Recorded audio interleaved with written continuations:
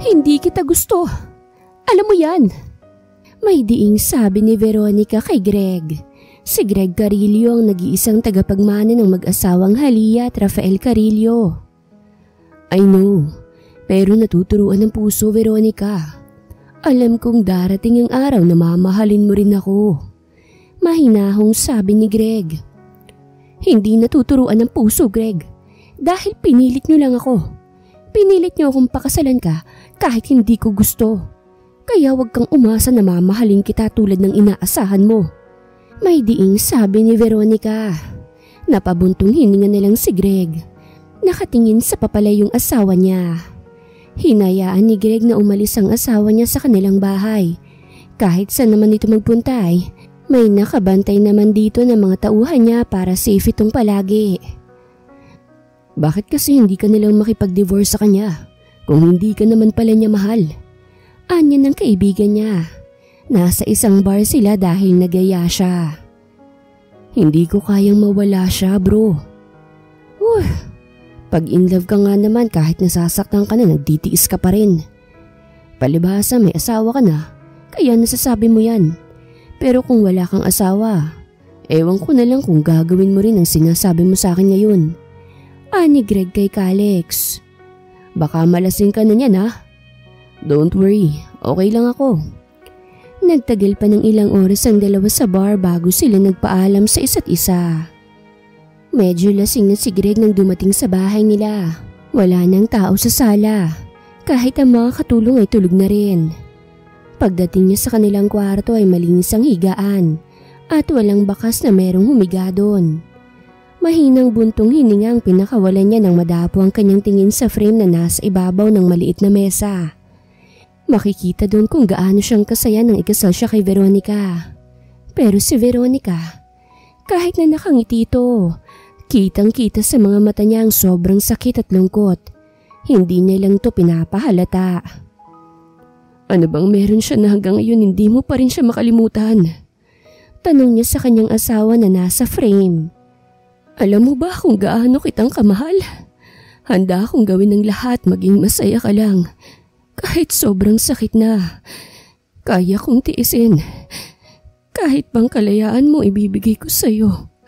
Kung hihilingin mo, kahit na alam kong maaari ka nang mawala sa akin. Mahinang ani ni Greg habang haplos ang pisngi ng asawa niya sa larawan. Mula sa likod ng pinto, ay dinig ni Veronica ang sinabi ng asawa. Tumulo ang mga luha niya nang hindi niya alam kung ano bang dahilan.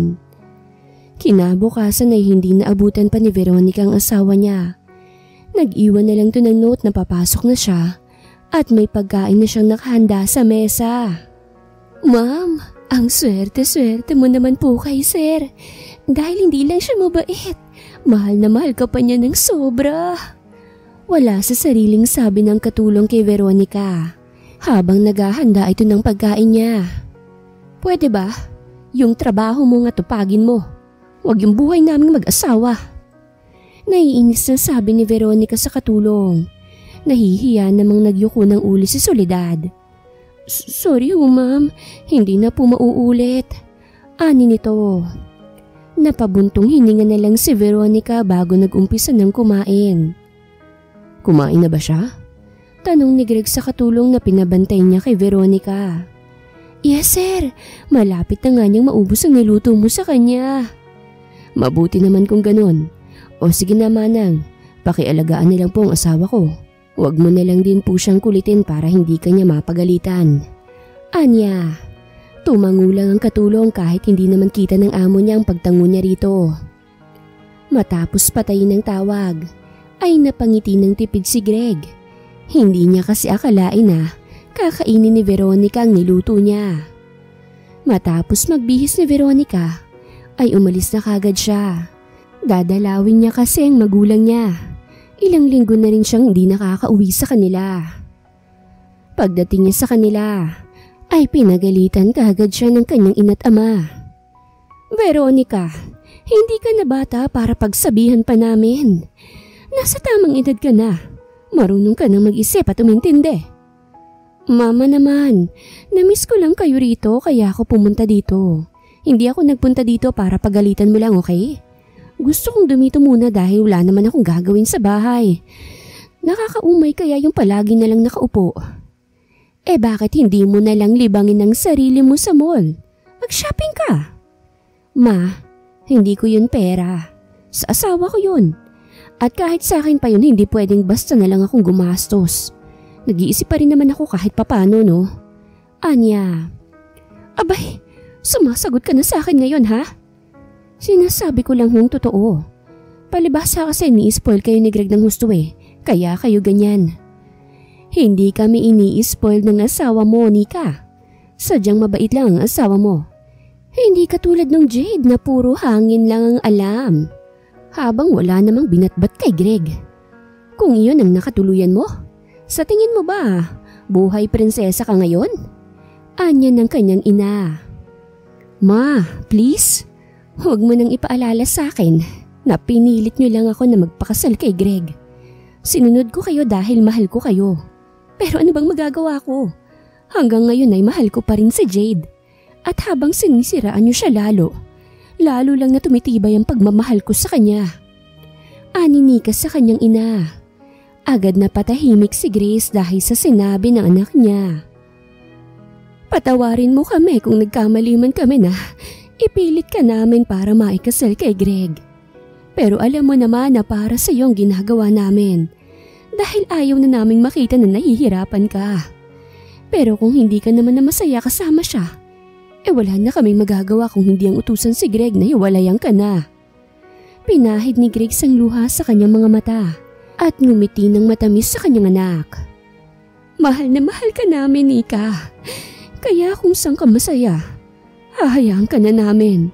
Dahil nasasaktan din kami pag nakikita kang nasasaktan.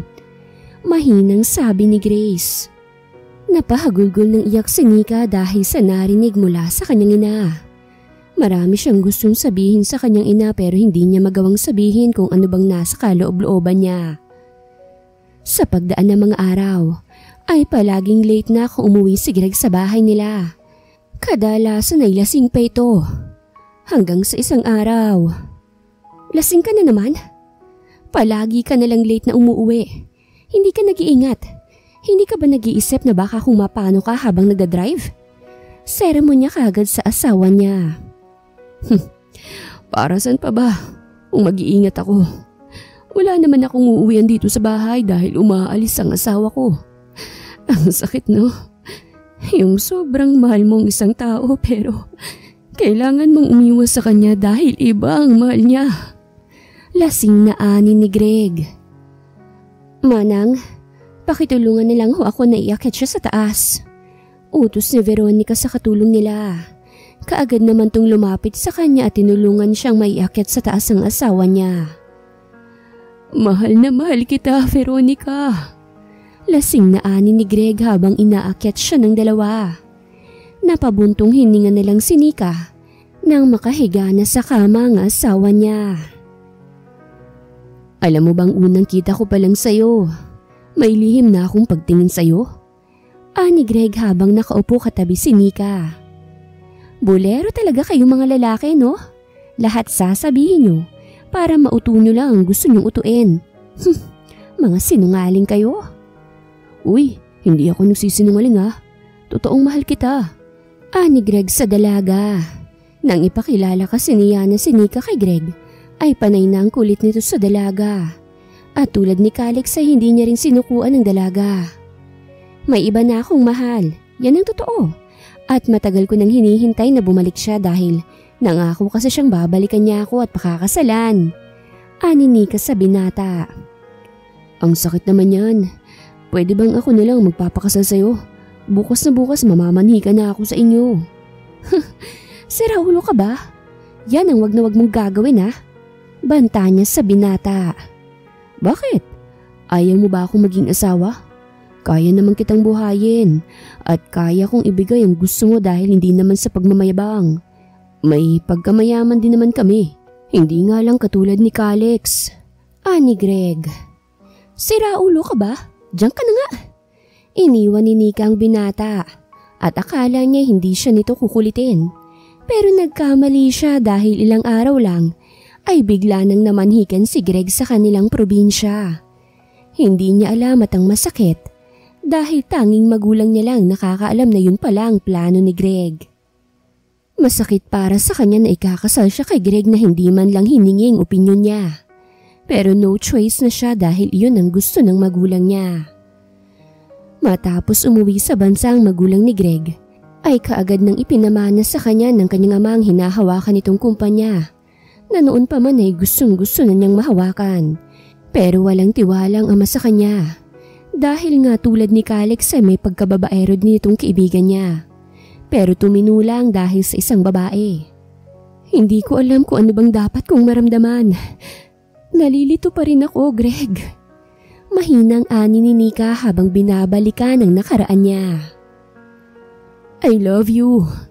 Please love me back. Ramdam ni Nika ang pagbigat ng dibdib niya dahil sa sinabi ni Greg. Hindi niya alam kung bakit pero kusa na lang na tumulo ang mga luha niya at nasasaktan siya sa nakikita niya sa kanyang asawa. Pipilitin kong ibaling sa iyong pagmamahal ko sa kanya, Greg. Bigyan mo lang ako ng konting panahon para makapag-isip.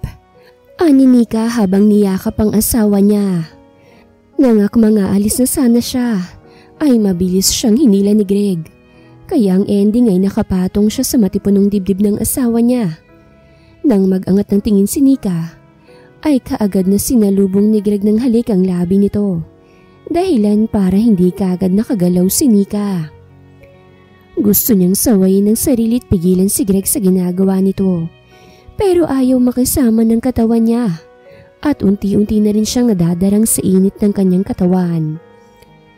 Nakabalik sa pagtulog si Greg matapos niyang angkinin ng asawa niya. Habang si Nika naman ay walang makapa na kahit konting pagsisisi nang ibigay niya ang pinakainiingatan niya sa kanyang asawa. Inaamin niya na noong hiningi iyon ni Jade sa kanya ay hindi niya yun ibinigay dahil gusto niyang ibigay yun kapag kasal na sila. Pero ngayon ay wala na. Ang laki nun na. Hindi rin pala basta-bastang dala nito. Kainis. Mabuti na lang at nakabangon pa ako dahil kung nagkataon na hindi ito lasing, siguradong tulog ako buong magdamag. Anya habang mahinang bumabangon. Pagkagising kinabukasan ni Greg ay masakit ang ulo niya at ang buong katawan niya. Nahihirapan din siyang magsalita dahil pati lalamunan niya ay masakit din. Damn it! Hawak ni Greg ang ulo niya dahil parang mabibiyak yon dahil sa sakit. Gusto niya sanang maglinis ng katawan pero pakiramdam niya ay hindi na siya aabot ng banyo dahil nagsimula na siyang nilamig. Inabot niya ang remote na nasa gilid ng mesa at hinanaan niya ang aircon. Lalo lang kasi siyang giniginaw dahil sa lakas noon. Sa sala naman ay panay ang sulyap ni Veronica sa malaking wall clock na nakasabit. Mag-aalas 9 na ng umaga ngunit hindi pa rin lumalabas ang kwarto si Greg na hindi naman ito gawain. Pupuntahan ko na lang po ba si Sir, ma'am?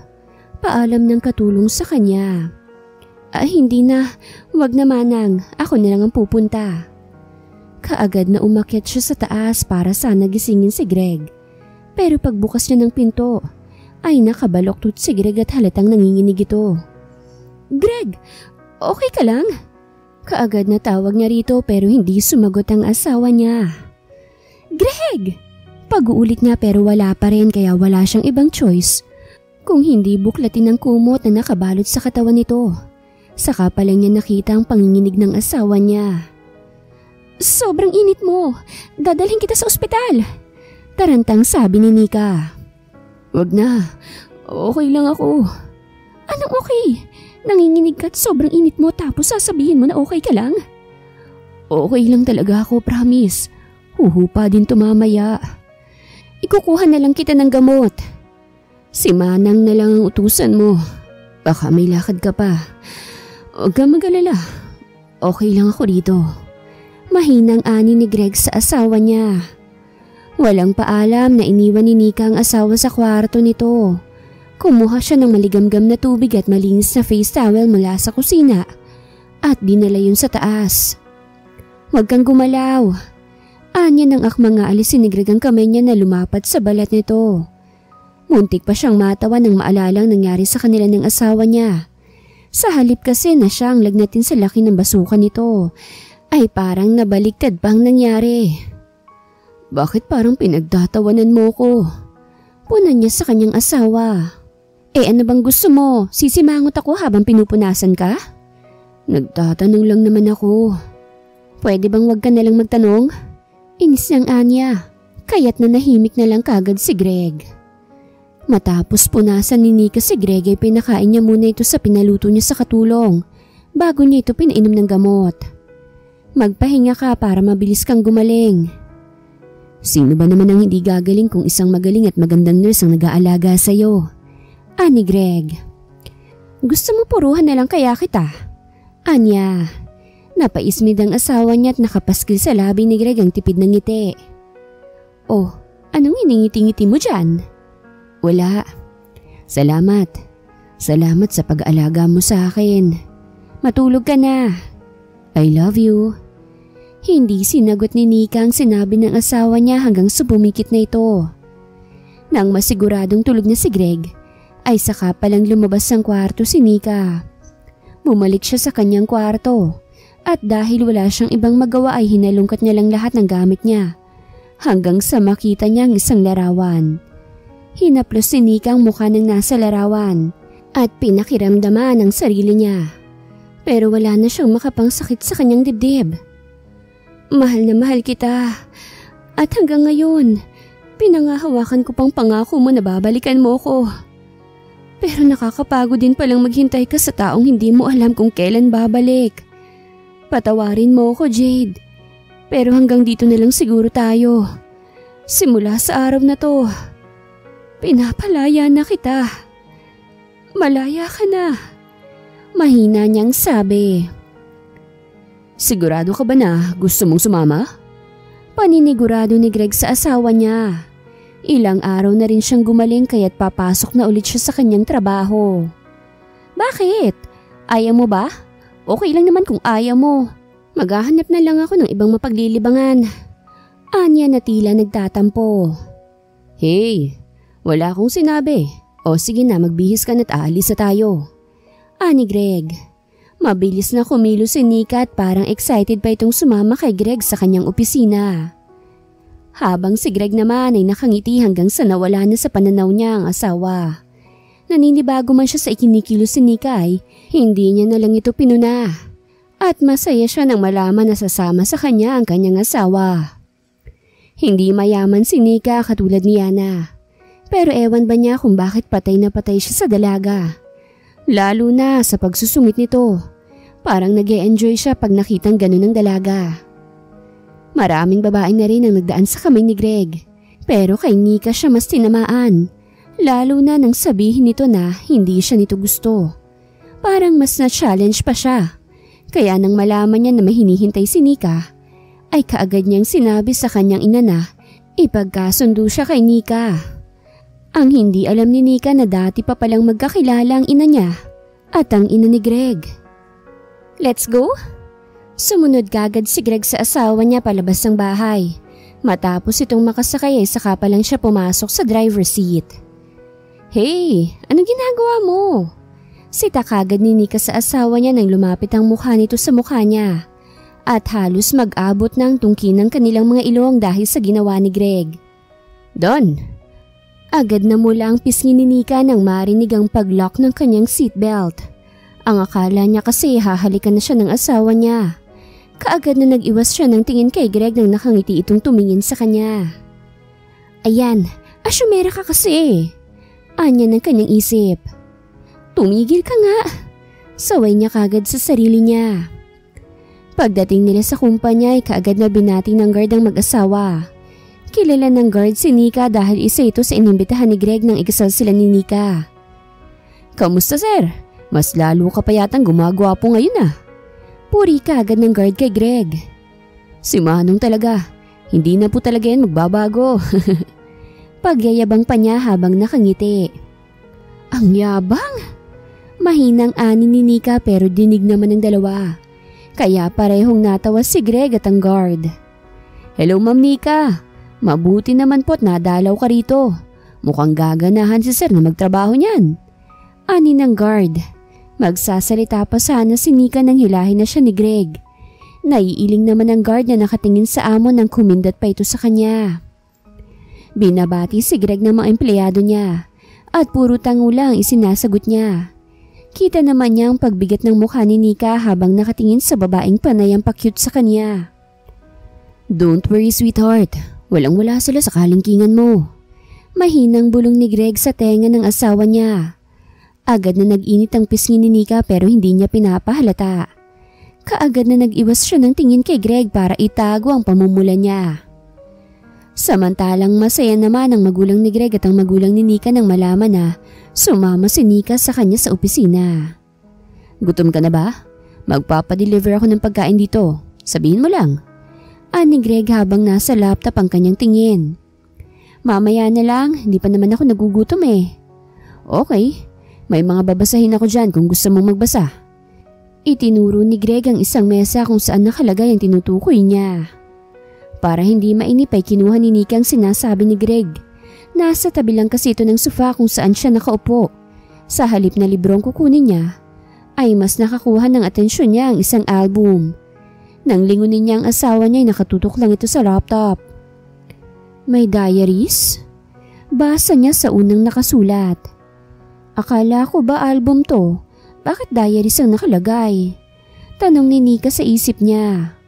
Unti-unti niyang binuklat ang unang pahina at gulat ang unang rumihistro sa kanya. Paano siya nagkaroon nito? Mahina niyang sabi. Mga larawan niya kasing naroroon. Nang tignan niya ulit sa kabila ay nandun din ang iba niya pang mga larawan. Sa huling pahina ay may larawan sila nakasal sila at may nakasulat sa baba. "Ang mga larawan na ito'y babaunin ko sa pag-alis ko sa mundong to. Kaya't habang buhay pa ako, susulitin ko mga araw na kasama ka, mahal kong asawa." Mabilis na pinunasan ni Nika mga luha niya nang mapatingin si Greg sa kanya. Nang makitang tatayo ito ay mabilis niyang itinago ang hawak niyang diary at umakto siyang walang nangyari. "Gutom na ako.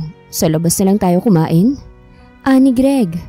Mabilis na tumango si Nika at nang tumalikod ang asawa niya para kunin ang kanyang coat, ay mabilis na isinauli ni Nika ang diary.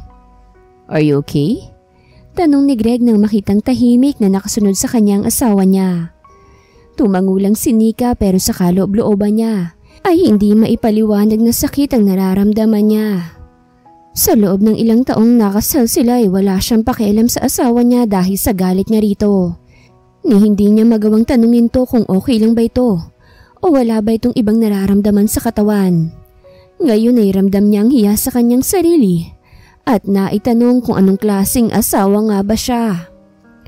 "Hey!" Napaigtad si Nika nang bigla siyang hapitin ni Greg papasok sa elevator. "Are you okay? May nararamdaman ka ba? Sabihin mo sa akin nang madala kita sa ospital." Ani Greg. Napaingo si Nika at wala sa sariling niyakap ang asawa niya pagkasara ng elevator.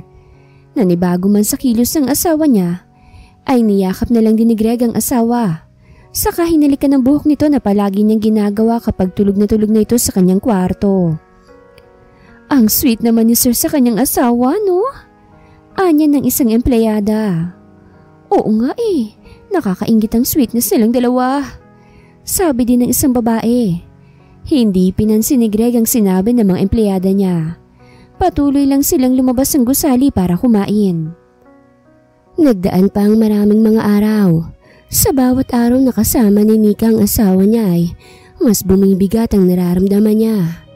Hanggang sa isang araw, "Greg, sabi mo, mahal na mahal mo ako." "Oo naman."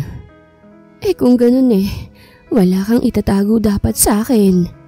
Saglit na natigilan si Greg, pero kalaunan ay ngumiti rin siya sa asawa niya. "May gusto ka bang sabihin?" "Wala.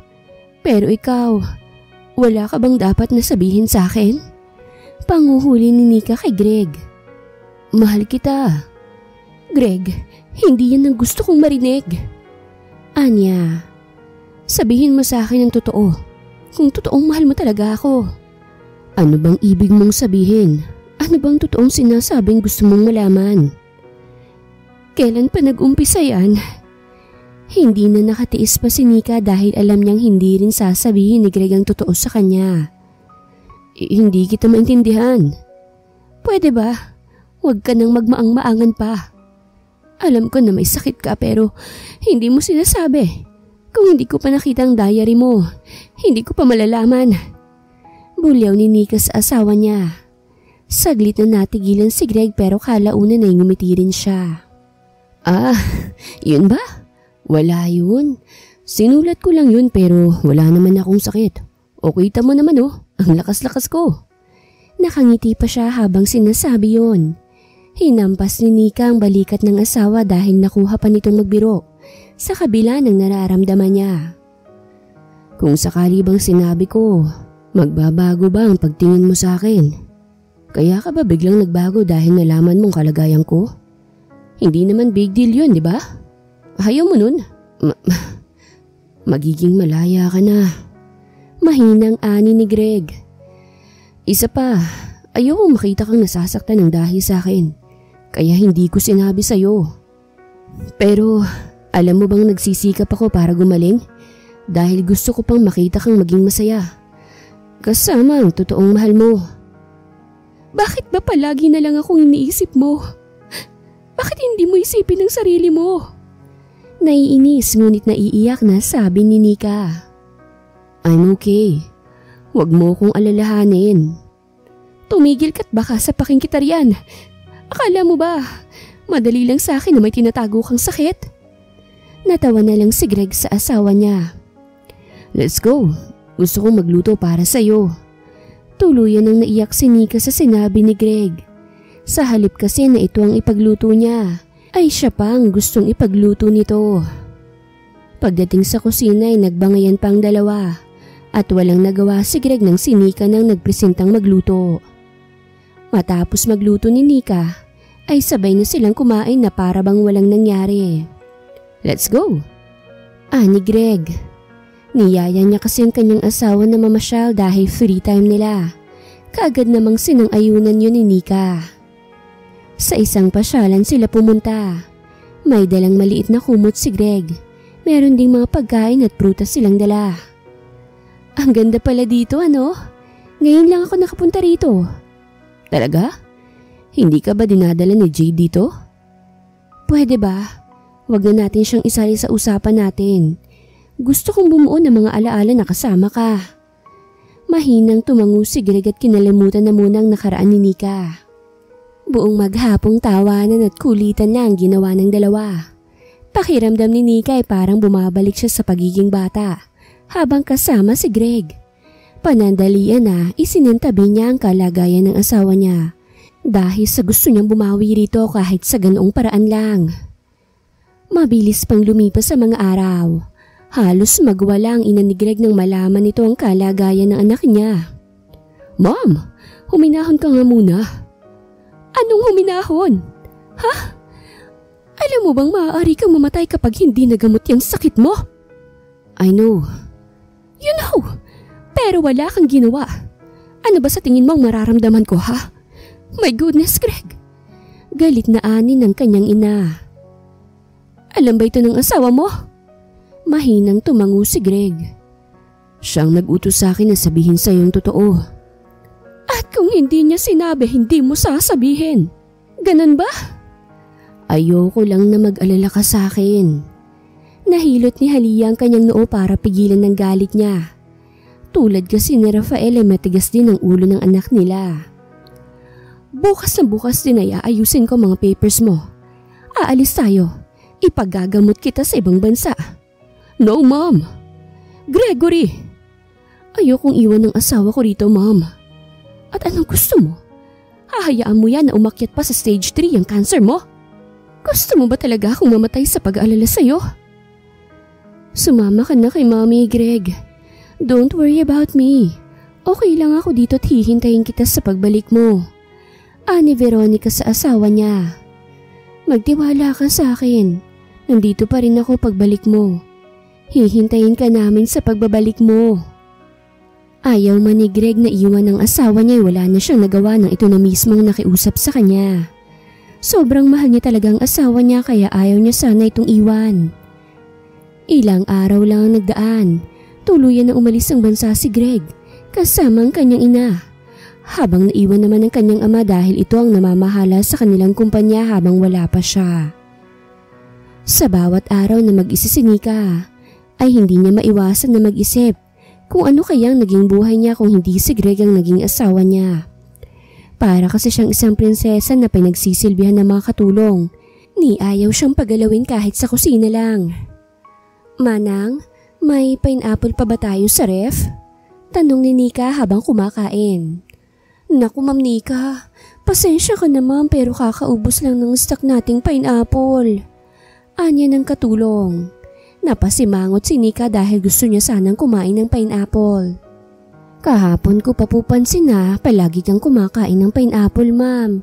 Naglilihi ka po ba? Agad na nabilaukan si Nika sa kinakain niya nang magsalita ang katulong. Sandaling nag-isip siya. Oh shucks. Mabilis na tinapos ni Nika ang kinakain niya at umakyat siya sa taas. Matagal na niyang gustong gamitin ang piti na nabili niya pero palagi niyang nakakalimutan na gamitin yon. Ilang sandali pang hinintay ni Nika bago niya tignan ang piti. Napatakip si Nika sa kanyang bibig nang makitang positive ang result ng piti niya. Nanay na pala ako. Naiiyak na sabi niya habang napahaplos naman siya sa kanyang manipis pang tiyan. Nang makipag-video call sa kanya si Greg, ay nagdadalawang isip pa sana siyang sabihin dito ang totoo. Pero ama din kasi ito at kailangan nitong malaman ang kalagayan niya. Talaga? Sigurado ka ba? Nakangiting ani ni Greg sa asawa niya. Oo, kaya kailangan mo nang magpagaling para sa amin ang anak mo. Ani Nika. Of course sweetheart, I'll promise. Babalik ako sa inyo na wala ng sakit. I-promise mo yan ha? Yes sweetheart, I love you. Nakakaunawang ngumiti si Greg kay Nika nang hindi nito sagutin ang sinabi niya. Naiintindihan niya ito at handa siyang maghintay kung kailan ito handang sabihin din ang sinabi niya. Habang inooperahan si Greg sa ibang bansa, ay ibang pagsubok naman ang hinaharap ni Nika sa Pilipinas. Bitiwan mo nga ako? Ano ba? Naiinis na si Nika dahil kanina pa siyang sinusundan ni Jade. Bigla na lang itong nagpakita sa kanya habang nasa mall siya at namimili ng mga damit ng anak niya. Nika, kausapin mo kasi ako, babe. Pwede ba Jade? Tumahimik ka na. Bakit ka pa ba bumalik ha?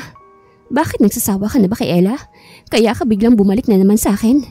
Akala mo ba hindi ko alam na sumama ka sa kanya? At ito naman akong tanga. Naniwala naman sa'yo na babalikan mo kung sira ulo ka. Galit na ani ni Nika.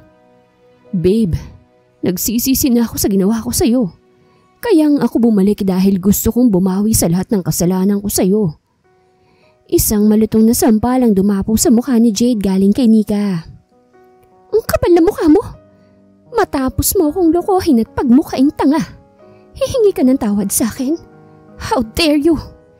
Hindi matatawaran yung sakit na naramdaman ko nung umalis ka at piliin yung higad na yon. At kahit na lumuhod ka pa sa harapan ko, hindi na ako magpapauto sa'yo. Galit na sabi ni Nika kay Jade. Babe, no. Maayos pa natin to, hindi ba?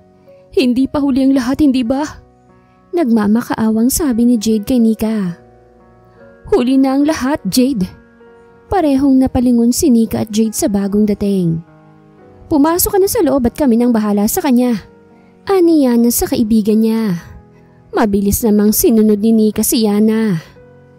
Layuan mo na yung kaibigan ko ha. Ani Yana. Hindi ko gagawin yun. Layuan mo siya kung gusto mong matahimik ang buhay mo.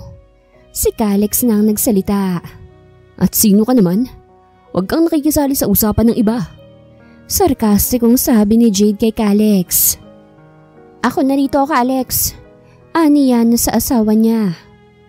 Ano pa bang kailangan mo sa kaibigan ko? Niloko mo na nga siya, hindi ba? Sumama ka na sa ibang babae. Bakit? Hindi ka na ba masaya sa pinalit mo sa kanya? Alam mo ba na halos mabaliw ang kaibigan ko nang malaman niya na sumama ka sa ibang babae? Nagpakasarap ka kasamang pinalit mo sa kanya. Samantalang yung kaibigan ko, nagmukmok sa gilid dahil sa sobrang lungkot. Ang kapal naman talaga ng mukha mo para balikan pa siya. Galit na sabi ni Yana kay Jade. Alam kong malaki ang kasalanan ko sa kanya. Pero gagawin kong lahat mapatawad niya lang ako. At walang makakapigil nun sa akin. Kahit ikaw pa. Ani Jade kay Yana. Mabilis na nahaklit ni Calix ang liig ni Jade na hindi inaasahan ng binata. Wag na wag mong sisigawan ng asawa ko Baka ihiwalay ko yung ulo mo sa katawan mo. Galit na angil ni Calix kay Jade. Pero sa halip na matakot ay ngumisi lang si Jade. Walang kahit na sino man sa inyo makakapigil sa gagawin kong pagkuha kay Nika. Really? Kahit bang asawa niyang pumigil sa kanya? Ani Yana. No way. Yes, Jade. May asawa na si Nika. At buntis na siya sa anak nila ng asawa niya. Kaya't kung ako sa'yo, bumalik ka na lang kung saan ka nang galing. Dahil siguradong hindi ka na babalikan pa ni Nika. Mahinahon na sabi ni Yana bago talikuran ng binata. Sumunod naman sa kanya ang asawa niya. Naiwan sa labas ng bahay si Jade na hindi agad nakabawi. Naihilamos pa niya ang kanyang palad sa kanyang mukha dahil sa hindi maipaliwanag na sakit. Are you okay? Tanong kagad ni Yana kay Nika. Hindi ako okay.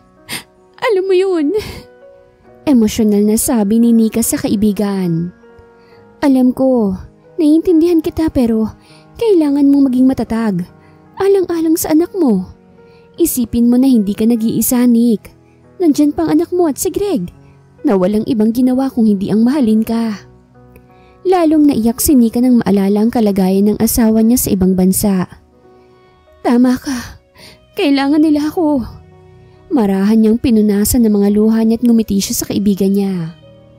Ayan, yan ang Nikang nakilala ko. Isang palaban.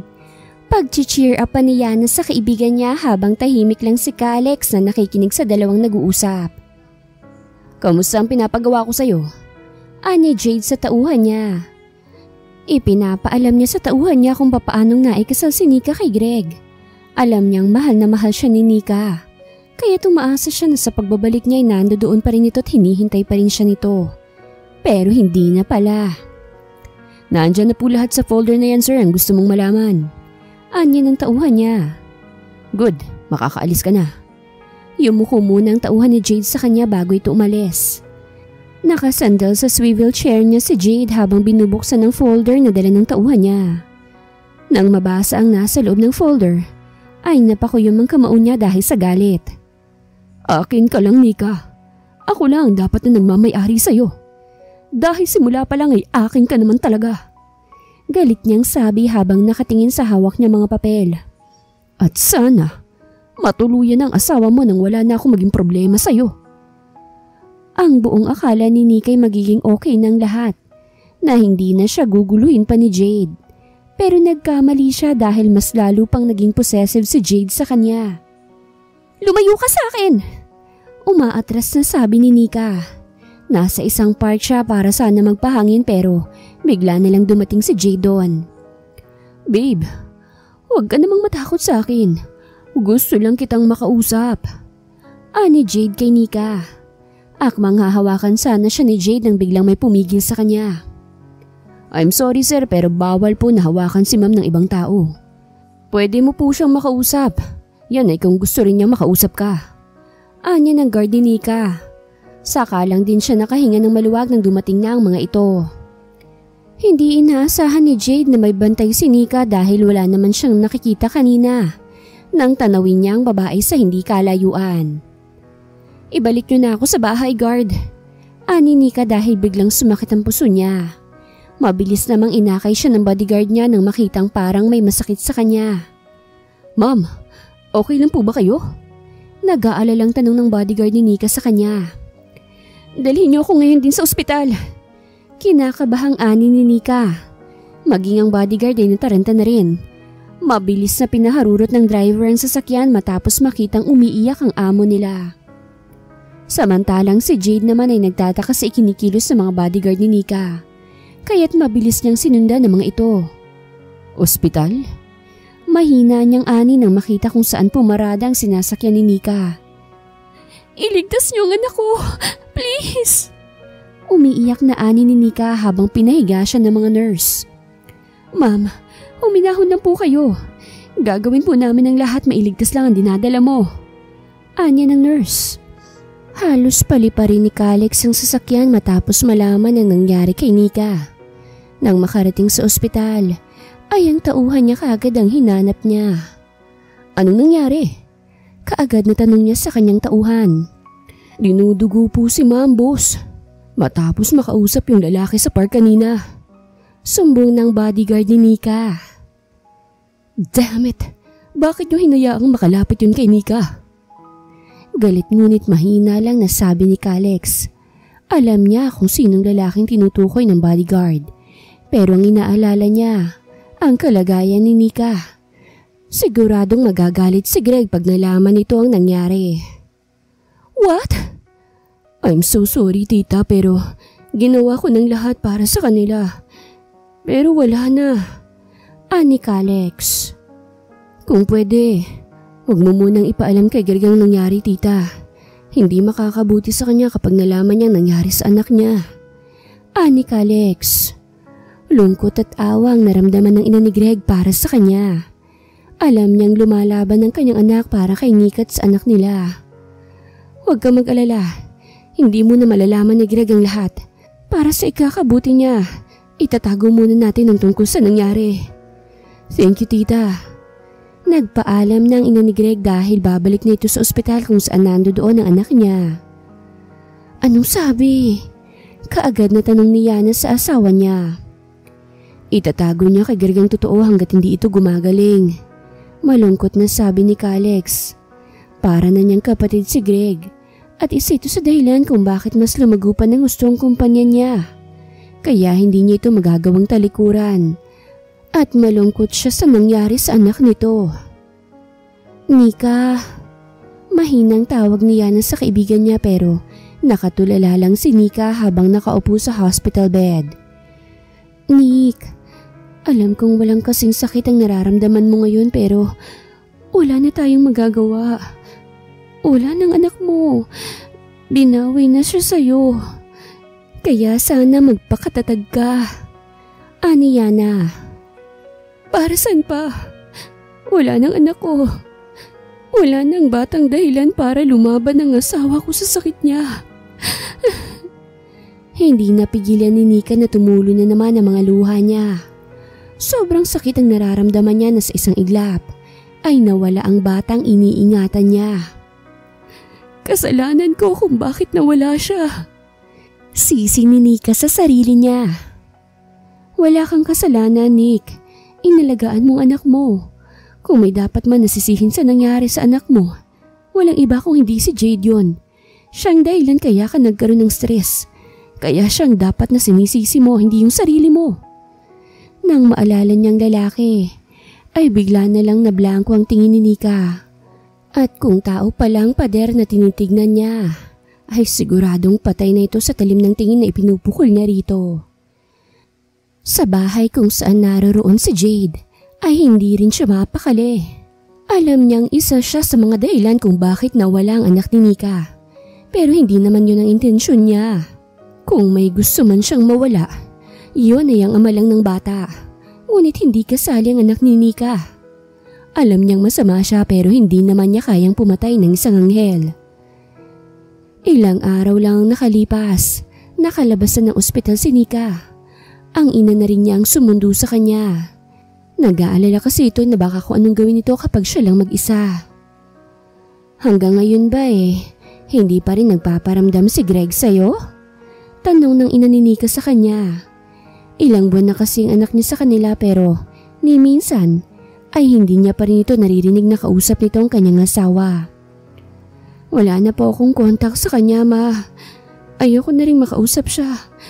Ayokong marinig na akong sinisisi niya sa pagkawala ng anak namin. Mahinang ani ni Nika sa kanyang ina. Huwag mong isipin niya, Nika.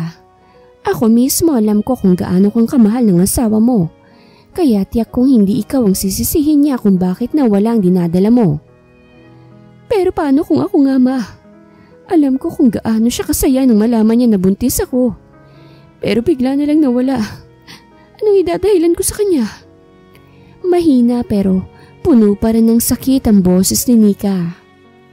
Buntong hininga lang ang tanging nagagawa ng ina ni Nika dahil wala rin siyang magawa para sa kanyang anak. 2 buwan na itong nakalabas ng ospital. Ni minsan ay hindi ito lumabas ng bahay nila. Kung lalabas man ito ay palaging nasa bakod lang ito. Wala rin tong ibang kausap bukod sa kanya at sa kanyang ama. Masyado kasing dinibdib ni Nika ang pagkawala ng ipinagbubuntis niya. Gusto mo bang lumabas? Aalis ako.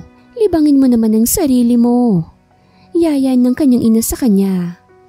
Dito na lang ako, ma. Nika, sige na kahit ngayon lang.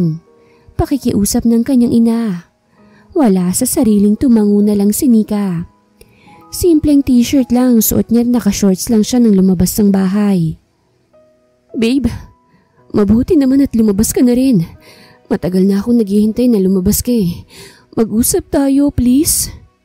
Isang malutong na mag-asawang sampal kagad ang dumapo sa mukha ni Jade matapos siyang sampalin ni Nika.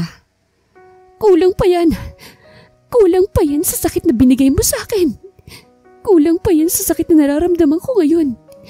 Ikaw ang dahilan kung bakit nawalang pinagbubuntis ko. At hindi kita mapapatawad kahit kailan. Galit na sigaw ni Nika sa binata. Babe, alam mo kung gaano kitang kamahal. Mahal na mahal kita. Kung ginawa ko man ang pagpili kay Ella dahil gusto kong magkapera lang para may magamit tayo kapag nagpakasal na tayo. Hindi ba yun naman ang gusto mo? Ang magpakasal tayo. At matutupad na yun ngayon dahil nandito na ako. Bumalik na ako. Magpapakasal na tayo. Nagsusumamong sabi ni Jade kay Nika. Isang malutong na sampal na naman ang dumapo sa mukha ni Jade. Ang kapal ng mukha mo. Ang kapal-kapal din naman talaga ng pagmumukha mo. Matapos mo akong saktan ngayon babalik ka sa akin. Ano bang akala mo sa akin, tanga? Pwes noon yun, Jade. Hindi na ngayon. Dahil hindi na ikaw ang mahal ko. Matagal na kitang kinalimutan. Dahil pinalitan ka na ng asawa ko sa puso ko. At Nika, titing, wala na akong pagmamahal pa sa'yo. Kaya't utang na loob. Layuan mo na ako.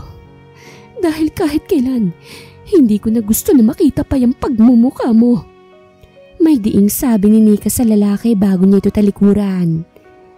Walang kasing sakit ang nararamdaman ni Jade nang talikuran na siya ni Nika. Unang pagkakataon na tumulo ang mga luha niya dahil sa sakit. Naisip niya na baka karma na yun sa kanya dahil sa ginawa niyang pag-iwan sa kanyang mag-ina sa probinsya nito sa Cebu. Ilang buwan na nga na hindi na nagpapakita pa si Jade kay Nika. Napanatag naman na si Nika dahil wala nang gumugulo sa kanya. Sa nakaraang buwan ay hindi pa pumayag si Nika sa naging offer ni Yana sa kanya na maging partner niya ito sa kanyang business. Ngunit kalaunan ay napapayag din siya. Wala rin kasi siyang magawa at para makalimutan ang nangyari sa anak niya. Minabuti niyang magpatayo na lang din ng maliit na negosyo kung saan ay ka-partner niya si Yana. Noong una hindi pa pinapansin ang negosyo ng dalawa. Pero kalaunan ay unti-unti nang nakikilala ang kanilang mga produkto hanggang sa lumaki na ang mga orders nila. Wow! Kita mo na? Sabi sa'yo gaganang plano natin. Nakangiting ani ni Yana kay Nika. Oo nga Sino ba mag-aakala na lalaki pala ng ganito to? Manghading ani ni Nika. Pareho silang nasa isang coffee shop at parehong nakatutok sa laptop na dala ni Nika. Oh, bakit? Kaagad na tanong ni Yana nang ilibot ni Nika ang paningin niya sa labas ng coffee shop. Wala. Para kasing may nakatingin sa atin. Anyat kaya napatingin na lang din si Yana sa labas ng coffee shop. Wala naman Baka guni-guni ko lang yon. Ani Nika sa kaibigan niya pero sa kaloob-looban niya. Ramdam niya talaga ang mga matang nakatingin sa kanya. Matapos maubos ang order nila, ay umalis na ang dalawa sa coffee shop. Hindi pa rin ba tumatawag si Greg sa'yo? Tanong ni Yana habang nasa sasakyan pa sila.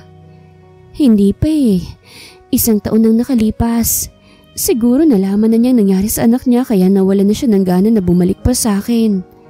Gaga ka ba? Mahal na mahal ka nun. Kaya alam ko na maiintindihan ka niya. Isa pa hindi mo naman kagustuhan ng nangyari, no? Mas okay na siguro yung ganito. Para wala na akong ibang iisipin. Masakit. Totoo yun pero sa umpisa lang naman to siguro. Alam kong malalagpasan ko rin to. Sa ngayon magfo-focus na lang muna ako sa business natin. Nagkibit-balikat na lang si Yana habang nasa labas ang tingin niya. Ba't hindi ka pa rin nagpapakita sa kanya? Ilang araw ka nang nakakauwi pero hindi ka pa rin nagpaparamdam sa asawa mo. Huwag mo sabihin na galit ka sa kanya. Ani Alex sa kaibigan niya. Ilang araw na mula nang makauwi ito galing sa ibang bansa at walang ibang nakakaalam. Kahit pa si Yana ay hindi alam ang pag-uwi niya. Dahil alam niyang hindi ito makakatiis at baka masabi pa kay Nika ang pag-uwi niya. Kamusta na siya? Tanong ni Greg sa kaibigan. Okay naman siya. Tingin ko naka-move on na siya. Baka pati sa'yo naka-move on na rin siya. Sira ulo. Hindi mangyayari yun. Mayabang niyang ani sa kaibigan. Mangyayari talaga yan lalo na kapag hindi ka pa rin nagpakita sa kanya. Sige ka. Baka makahanap yan ng iba. Pananakot ni Alex kay Greg. Mapapatay ko kung sino man ang aagaw sa kanya mula sa akin. Tumaas na ang boses ni Greg. Napatawa na lang si Alex sa naging reaksyon ng kaibigan niya. Alam niyang sobrang mahal nito si Nika pero hindi niya alam kung bakit tinitiis pa nito na tignan lang mula sa malayo ang kanyang asawa. Alam na ni Greg ang nangyari sa anak niya dahil sinabi ng kanyang ina. At sa tulong ni Alex ay naintindihan naman niya kung bakit nangyari yon. Kung wala siguro ang mga ito, siguro ay inisip niya na sinadya ni Nika na ipakuha ang bata. Dahil alam naman niyang hindi siya nito mahal. Mas lalo pang gumanda ang asawa mo ngayon, hindi ba? Bakit? Ikaw lang bang may asawang maganda? Balik na sabi niya kay Alex. Ang yabang? Pinikot mo lang naman siya, hindi ba? Ani Alex. Whatever. Walang pakialam niyang sabi. Kaya't natawang muli si Alex. Ibang klase ka talaga. Natatawang Anya.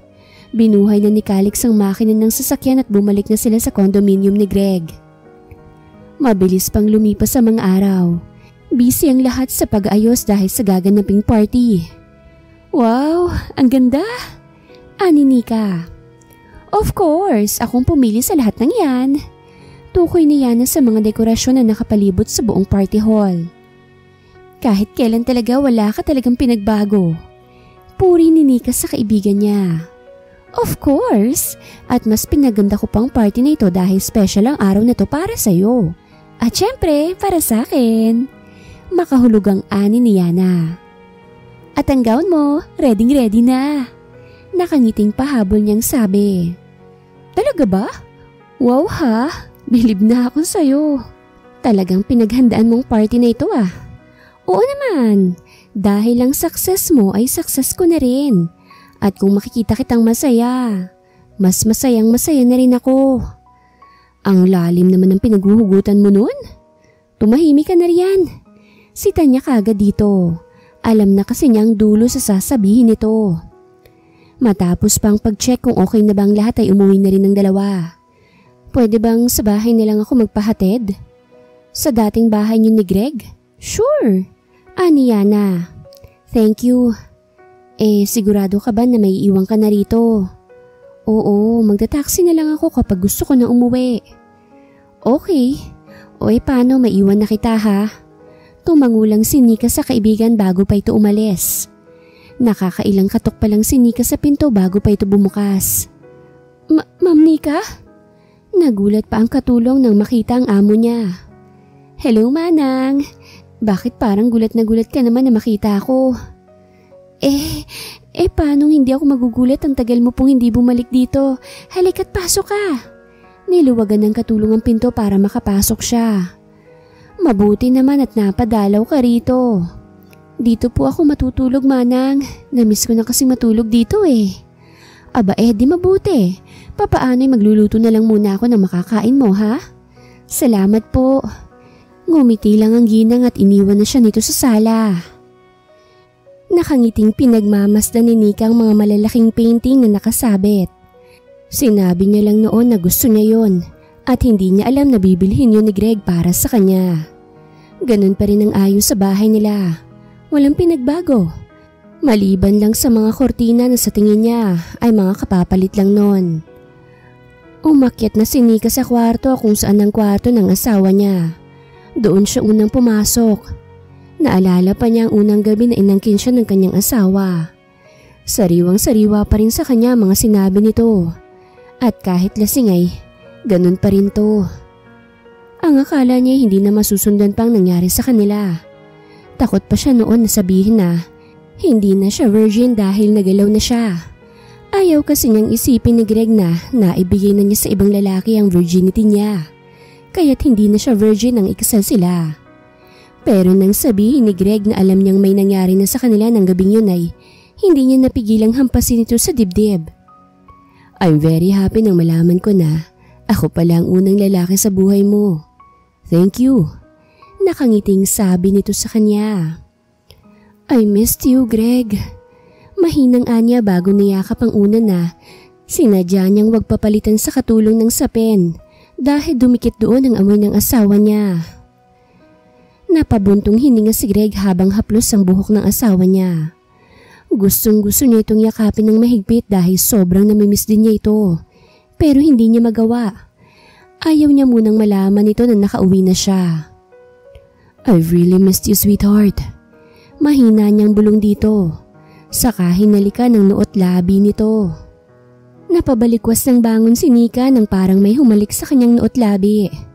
Napahawak pa siya sa kanyang labi dahil parang nalasahan pa niya roon ang tamis ng halik ng asawa niya.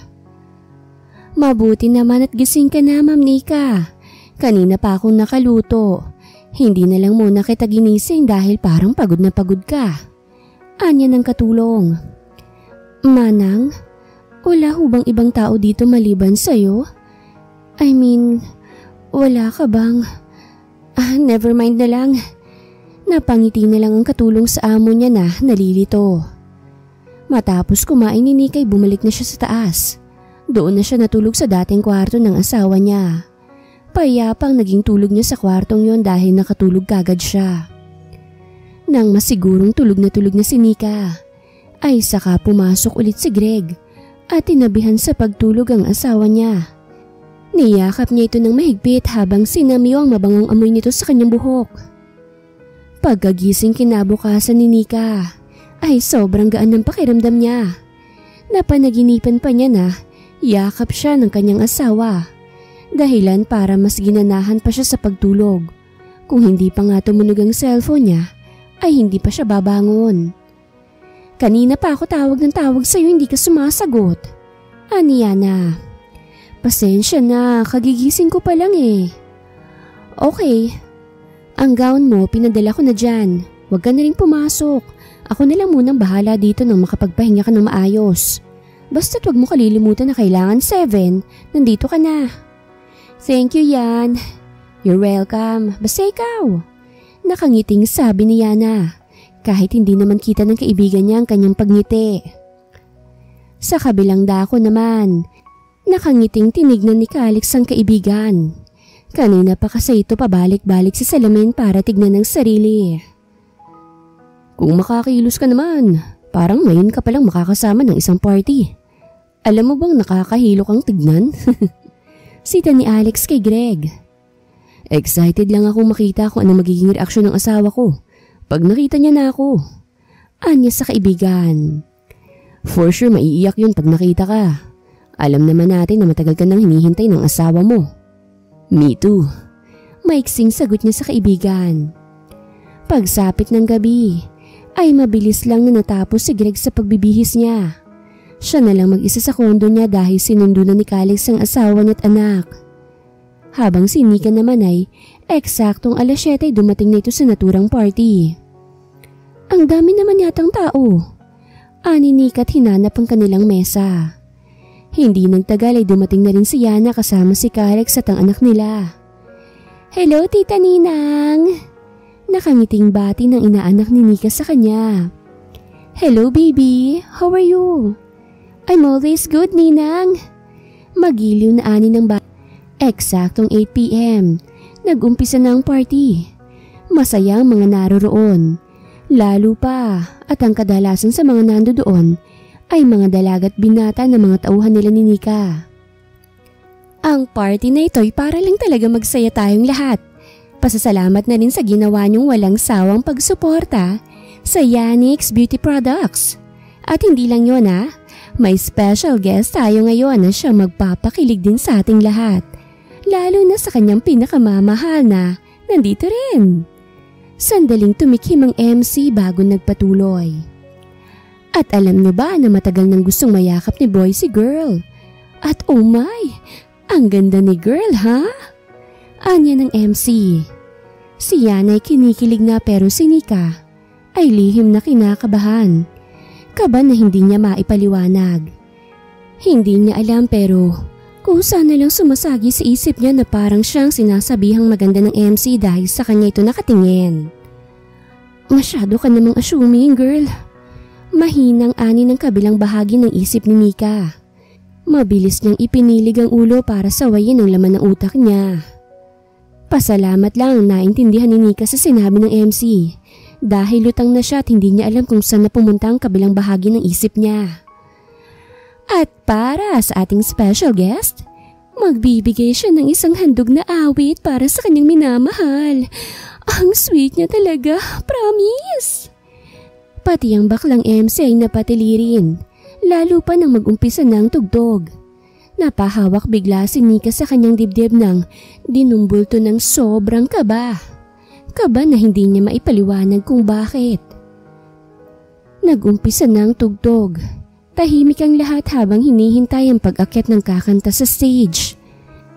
Kasabay ng pagsisimula ng kanta at pagkamatay ng ilaw, ang pag-akyat din ni Greg sa stage.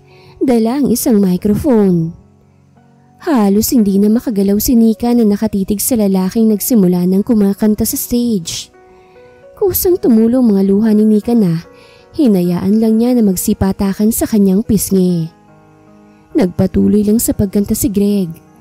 Kahit kita niya ang pagtulo ng luha ng asawa niya. Rest Your Love on Me ang title ng kinanta ni Greg na hindi mo akalain na siyang kumakanta. Dahil sobrang ganda ng boses nito. Kahit si Calix at iba pang nakakakilala kay Greg, hindi alam na marunong pala siyang kumanta. Dahil ni minsan ay hindi naman nila ito narinig na kumanta. Pagdating ni Greg sa gitna, ay tumapat din kay Nika ang spotlight. Kaya sa kanya natuon ang atensyon ng lahat. Dahan-dahan nang bumaba ng hagdan si Greg habang kumakanta at pinuntahan ang umiiyak niyang asawa. How dare you?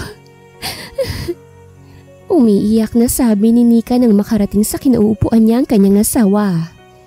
Natawa na lang ang lahat ng hampasin ni Nika ang dibdib ng asawa niya. Sabay yakap niya rito.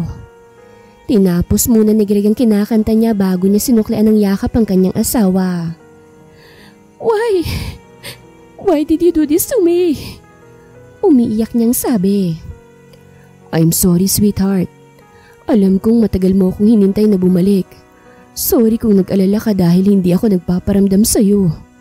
Pero alam ng Diyos at ng taong malalapit sa atin palagi kitang pinababantayan kahit saan ka man magpunta. Dahil gusto kong iparamdam sa'yo na kahit nasa malayo ako, ay maramdaman mo na hindi ka nag-iisa. Ani Greg. Alam niyo rin ba na umuwi na siya? Tanong ni Nika sa dalawang kaibigan.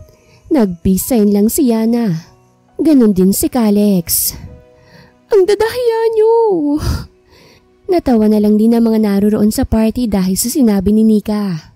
May hawak pa kasing mic si Greg, kaya't umeko ang boses ni Nika sa buong hall. Mabilis na binitawan ni Greg ang mic at kinabig ang batok ng asawa niya na siyang dahilan para magtilian ng mga naroroon. Napayakap na lang din si Yana sa asawa niya habang buhat nito ang anak nila ni Calix. Finally, magiging happy na rin ang buhay nila. Mahinang ani ni Yana. Yeah, sang-ayon ni Calix sa sinabi ng asawa niya.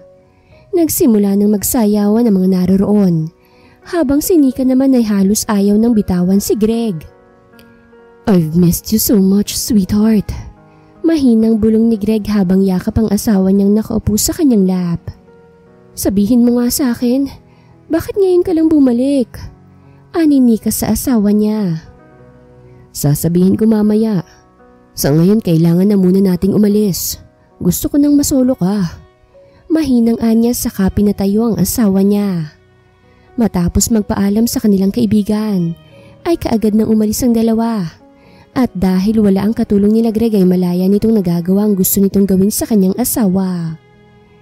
Hey, hindi mo pa sinasabi sa akin kung bakit ngayon ka lang umuwi. Pero sa halip na sagutin ng kanyang asawa, ay siniil na lang niya ito ng halik. Tulad ng asawa niya, ay sabik din si Nika na makasama si Greg. Kaya't hinayaan na niya ang asawa niya sa gusto nitong gawin sa kanya. Parehong walang saplat ang dalawa na nakahiga sa kama. Saka palang sinabi ni Greg kung anong nangyari sa kanya sa abroad. Dahil mula nang makunan si Nika ay wala na rin siyang komunikasyon kay Greg. Dahil sa takot niyang magalit ito sa kanya. Nung unang malaman ko ang nangyari sa anak natin, kung wala siguro si Calix na siyang pinabantay ko sa'yo, siguro ay naniwala na ako na gusto mo talagang ipakuha ang anak ko. Iisipin ko na lang siguro na kaya mo ginawa yun ay para makasama mo ng lalaki na matagal mo nang minamahal. Pero hindi eh, dahil lahat ng nangyayari sa'yo dito alam ko. Dahil kay Calix, hindi baling sabihin mo ng sigurista ako pero aaminin kong oo. Pagdating sa'yo, sigurista talaga ako. Alam mo ba na, gustong gusto kong magwala nung malaman ko na nalaglag ang anak ko. Mahirap para sa akin. Gustong gusto kitang damayan sa sakit na nararamdaman mo, pero wala ako sa tabi mo. Kaya hanggang iyak na lang ako dahil sa galit ko sa lalaking yun. Kung hindi dahil sa kanya hindi ka mai-stress at hindi yun mangyayari. Pero wala na tayong magagawa. Siguro nga hindi yun para sa atin. Pero masakit pa rin. Ani Greg. Mas sumiksik pa si Nika sa dibdib ng asawa niya at niyakap ito. Ngayon niya naramdaman kung gaano siyang kamahal ni Greg. I love you. Mahinang bulong niya bago siya tuluyang tinangay ng antok. Napangiti na lang si Greg nang sabihin yun ng asawa niya. Ang salitang yon ang matagal na niyang gustong marinig mula kay Nika. Alam niya na totoo yon, na hindi iyon isang panaginip. I love you more, sweetheart. Bulong niya rito bago tuluyang nagpadala rin siya sa antok. Sinubok man ng panahon, naging mahina man sila. Pareho namang alam ng dalawa kung saan sila kakapit upang tumibay ang relasyon na nagsimula sa hindi maganda. Minsan, kung sino pa yung iniingatan mo, ay siya pang kukunin sa'yo para subukin ka kung hanggang saan ang tiwala mo sa kanya. Yun ang nangyari sa buhay nila Greg at Nika. Matapos malagpasan ng sakit na akala ni Greg ay kamamatay na niya at ang pagkawala ng anak nila ay mas tumibay pa ang relasyon ng dalawa. Lalo na nang biyayaan sila ng isa pang anghel na siyang nagpaingay sa kanilang bahay na dating tahimik. Mommy! Help me! Sigaw ni Alvin sa kanyang ina. Napangiti na lang si Nika habang pinagmamasan ng mag-ama niyang naglalaro sa labas ng bahay nila. 4 na taon na rin nang nakalipas. Parang kailan lang ay ipinagbubuntis niya ang kanilang anak ni Greg. Katulad ng dati, bawal siyang mapagod. Bawal siyang ma-stress. Kaya lahat ay ginagawa ni Greg. Maalagaan lang siya ng maayos. Nasabi na lang niya sa kanyang sarili na si Greg ang lalaking ayaw na niyang makita noon. Pero hindi na niya kayang mawala ngayon. Dahil sa sobrang minamahal niya ito. Pagmamahal na hindi niya kailanman naramdaman noon kay Jade. Wakas.